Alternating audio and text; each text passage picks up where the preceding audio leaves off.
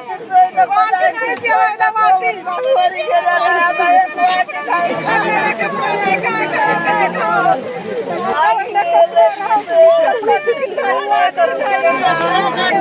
अजून पत्र काढा का पैसे मौजे हसनाळ येथे रात्री झालेल्या अतिवृष्टीमुळे या गावामध्ये जवळपास 100% गाव पाण्यामध्ये बुडालेले आहे आणि त्याचेच दृश्य हे आपण पाहू शकता. इथले जे नागरिक आहेत अक्षरशः हतबल होऊन गेलेले आहेत.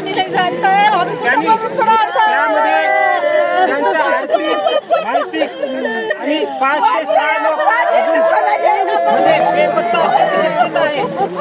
हे लोक अद्यापपर्यंत प्रशासनाच्या हाती लागलेले नाहीत. एनडीआरएफची टीम 5 ते 7 लोकांना येथे रेस्क्यू केलेले आहे. तरी अजूनपर्यंत 5 ते 6 लोक या पाण्यामध्ये असण्याची शक्यता आहे आणि त्यांचा अद्यापर्यंत कुठलाही शोध लागलेला नाही. त्यामुळे प्रशासनाने तात्काळ या लोकांची दखल घेऊन यांना जसं आत्ताच पुनर्वसन करून यांचं आर्थिक मदत देऊन सर्व गोष्टी केलं पाहिजे. याच उद्देशाने हे लोक आता आलेले आहेत. यांचे तुम्ही दृश्य पाहू शकता.